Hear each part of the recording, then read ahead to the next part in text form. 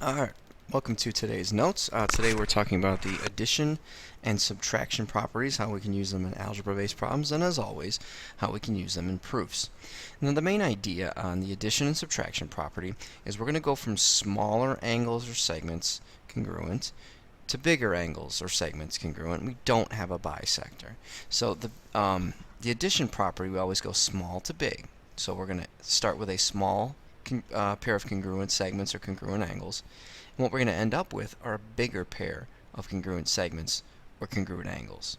Subtraction property is the same basic idea, but the exact opposite. So instead of going from small to big, we're going from big segments or angles to small segments or angles. A bigger piece to a smaller piece. But in order to use these properties, you've got to already know that you've got congruent segments or angles to use the properties.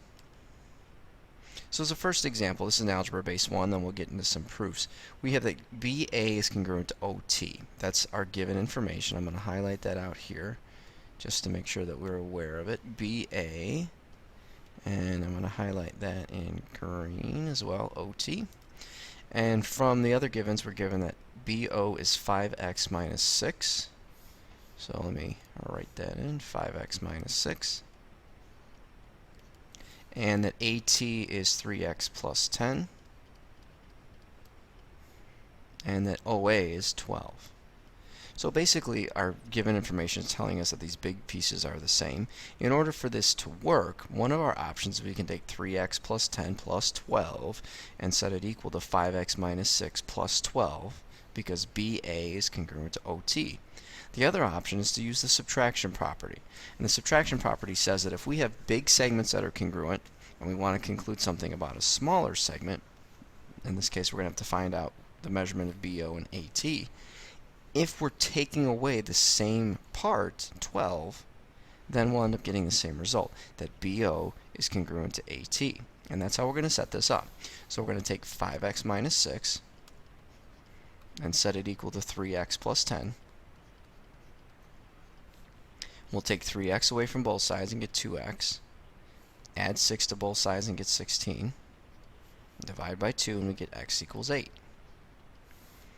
Once we have that measurement of 8, we'll plug it into here for BO. 5 times 8 is 40. Take away 6. We know that BO is 34.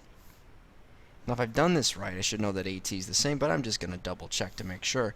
8 times 3 is going to give me 24, and I add 10. And lo and behold, I get 34 again, which is exactly what I was expecting to get. Now we're trying to find the measurement of BT. Now here's where we have to be very careful because BT is made of 3 segments, BO, OA, AT. BO is 34, OA is 12, and AT is 34 as well. So if I take 34 and 34 plus 12, that's going to give me 68 plus 12, which is 80. But again, we use the subtraction property because we knew these big segments, BA and OT, overlapped in a certain segment, OA, and we took that away in order to get the smaller pieces.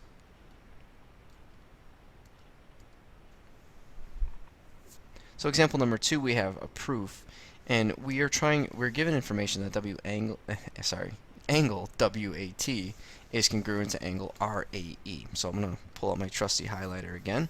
So I've got these two angles are the same. Oop. Sorry, moved something there. And RAE. And those angles are equal. And what I'm trying to show is that my bigger angles are the same. So I'm trying to show that WAE is congruent to RAT, and it might be tough to see there with the highlighter, but you can follow the motion there. So we went from a smaller angle to a bigger angle, and the part that is really interesting, to me at least, is that we're taking this angle right here and we're adding it to both those pieces. So we took those smaller pieces and added this same angle to get the big piece. So what that tells me is I'm using the addition property. So in my proof, I've got my given information, WAT is congruent to angle RAE, that's given, and my conclusion is that WAE is congruent to RAT, and that's because of the addition property. So small to big without a bisector is the addition property. In our last example, we are given a couple pieces of information. One of the things that we're given is that MR, trying to make this straight, there we go, close enough, is congruent to LV. That's a big segment down there. There's our big segment. And we also know that MA is congruent to LE. And what we're trying to show is that these segments right here, AR and EV, are congruent. Well, again, MR is a big segment, LV is a big segment, and that's not our conclusion, that's our given information. What we're trying to conclude about are these smaller ones, AR and EV. So we're going from a big segment down to a small segment. So that's the subtraction property. Big, taking these two away that are congruent, down to smaller pieces would be subtraction. So we're given MR congruent to LV. We're also given that MA is congruent to LE. Again, if you want to combine those steps, go ahead and do that. They're the same reason. And then from there, we went from big pieces down to small pieces. So AR and EV must be congruent because of the subtraction property. And we'll explore more on this later on.